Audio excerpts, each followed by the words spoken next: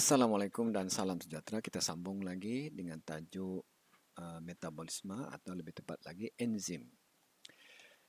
Enzim ini boleh keluar dalam pelbagai bentuk dan ini bentuk yang biasa iaitu menggunakan model kunci dan mangga. Apa dia? Ada substrat,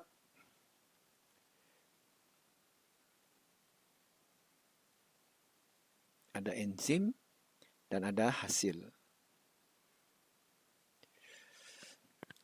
Cuma kita kena kenal pasti substrat itu. Bila dipecahkan jadi apa dan apa. Jadi kalau laktosa kita belajar adalah gabungan dua gula sebab laktosa disakarida. Dua gula iaitu glukosa dan galaktosa. Kalau sukrosa, fruktosa campur glukosa. Kalau maltosa, glukosa campur glukosa. Jadi oleh kerana glukosa telah diberi, maka kita tahu ini ialah galaktosa. Nama enzim mengambil sempurna nama substrat, jadi kita tahu namanya ialah laktase. Dan proses pemecahan ialah hidrolisis.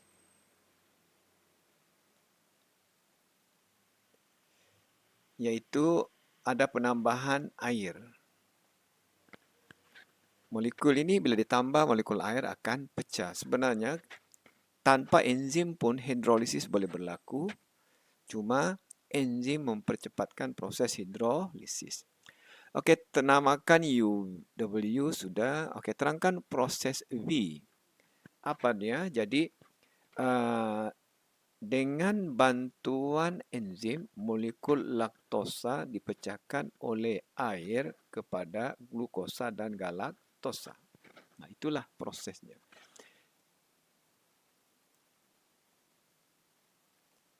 Okey, enzim ini boleh direncat oleh perencat dan perencat ini ada dua jenis iaitu perencat bersaing dengan perencat tak bersaing. Perencat bersaing ini maknanya rupanya sama dengan substrat. Sama dengan ini. Bentuk perencat tu sama dengan substrat. Jadi maknanya dia sepadan ataupun bergabung dengan tapak aktif. Gunakan istilah sepadan. Jangan guna muat sebab dia ni bukannya macam ini. Macam kunci mangga betul-betul. Dia sepadan, maknanya ngam.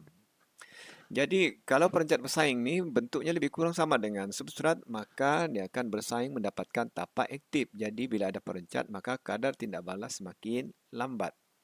Ada lagi satu perencat yang tak bersaing, contohnya merkuri. Merkuri ni perencat tak bersaing, iaitu dia melekat di tempat lain, katakan di sini, tapi ia boleh mengubah enzim. Seperti yang kita tahu, enzim adalah sejenis protein yang dibina daripada molekul asid amino yang mempunyai cas dan ikatan kimia yang tertentu. Dan berpintal, bergulung, menggumpal menjadi globula. Globula ni semacam guli lebih kurang. Tidaklah bulat 100%, dia globula. Jadi bila kita campur bahan kimia ni, merkuri ni akan mengganggu ikatan kimia. Bila terganggu ikatan kimia, maka bentuk protein, bentuk enzim juga berubah. Jadi kamu lukislah bentuknya lain sedikit. Begini. Okey, ini yang kita panggil sebagai ternyah asli.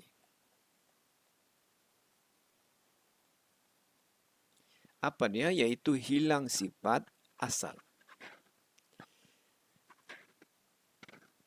Jadi kenapa direncat oleh merkuri? Sebab merkuri akan mengubah bentuk enzim dan akhirnya mengubah bentuk tapak aktif. Bila tapak aktif berubah, maka substrat tak sepadan. Dengan tapak aktif, maka tiada tindak balas berlaku. Itu tak sepadan, bukan tak muat. tak sepadan dengan tapak aktif, maka tiada tindak balas berlaku.